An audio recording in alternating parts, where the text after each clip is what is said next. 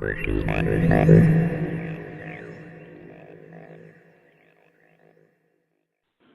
I'm from South Central Los Angeles, you know what I mean? And I was raised on, of course, hip-hop because that's what was on the radio and was popping, but also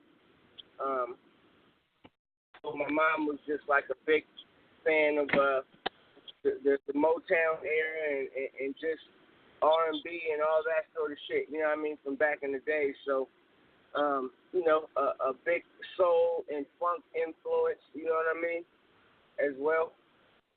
Man, I was listening to a lot of DOS Effects. I was listening to a lot of Brand Nubian, Tribe Called Quest, you know, X-Clan. Around that time, you know, it was a movement in the urban, and you was there, you know, it was a movement in the hood to where everybody was in the beginning of learning who we were opposed to who we thought we were, if that made sense. So the music definitely played a part in that because you had the Jungle Brothers, you had Public Enemy, of course, you know, just a slew of brothers, Chubb Rock, you know what I mean, that was spitting some stuff that was, you know what I mean, food for thought. And then you also had, as a flip side, you had KRS-One and Scott LaRock. They was talking about dope dealing back in the days. So, you know what I mean? You know, it was kind of like one of those, it was a strange dynamics. And then all of a sudden you had NWA that came out, and that really, like, it was crazy because the government, you know, they got this shit chimed like an orchestra to where, you know, when you seeing society changing, you know, the music didn't fit the soundtrack. So what was going on the streets and them pumping they dope and them trying to blind Black America, Latino America, and then, you know, whoever else was when they was shoveling the dope in, the music didn't fit the soundtrack, so they had to get rid of the conscious music. And NWA, you know, they let them fly. And that music of all, to me, you know what I mean, because I can relate to it, because, you know, it's a shame, but with X-Clan, and even though we are Black or Latino or Asian or whoever else, even, you know, the white cats that was in the hood in poverty, they still, you know, it's not about your skin color. It's about ignorance and just knowing your place, and everybody deserves a place. But anyway, back to the music. It was like one of them things to where, you know, NWA was one of those things to where I could go right outside and touch. And it was a shame to where the X-Clan and the Public Enemy, well, not PE because they was talking about current things, but, you know, those that was trying to inform us about who we was, it was still a learning experience to where NWA and the police kicking in our door and motherfucking dope things outside my door, and, you know what I mean, people trying to break in the house and helicopter in the sky, all that shit was right outside the door. So that resonated with the movie that was playing out in America. You know what I mean?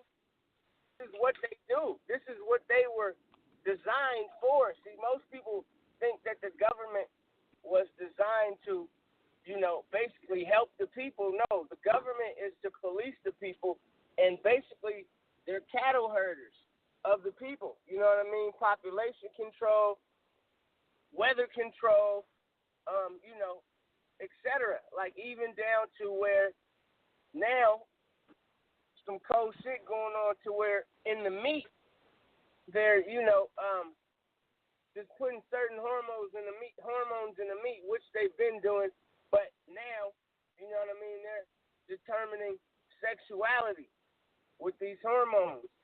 And, you know what I mean, it's getting real deep. So now they can determine whether someone's gay or straight. They can pump hormones into certain things that we eat or or smoked or ingest in our body to determine if we have a male or female. You know, I don't know. It's getting deep. So whoever are those who think that this shit doesn't exist, you know, I've already came to the realization it's not my job to try to convince them. Like, I really don't have time to try to convince a motherfucker that the sky is blue. If they don't believe me, then, you know, let them keep looking up and go blind from the sun then. I mean, there's nothing really I could say. I could speak on it, but if someone doesn't understand, you know, and at least, because everybody's not going to know. But when you don't know and the interest is not sparked, you know what I mean? I'm not a scientist. I can't really spark your interest on something that doesn't spark, you know, that doesn't catch your attention. But I want everybody to just, you know, think about this. You know, and I was speaking about this the other day. I have a cousin in my family. I'm not sure if she has 11 kids or 13 kids. It may be 15 kids. I'm not sure, but it's one of the three. It's just an astronomical amount. And she took care of all of them, none of them in foster care, none of them dead, and none of them in prison. And, you know what I mean? It was one of those situations to where it was a hard fight, but she did it. And what I was saying was that Latino America, it's a lot of us,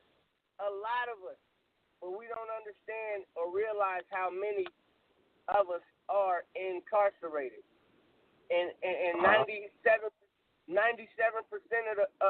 Latino and blacks that are incarcerated didn't get convicted of a crime. I mean, didn't, you know, get convicted of a crime.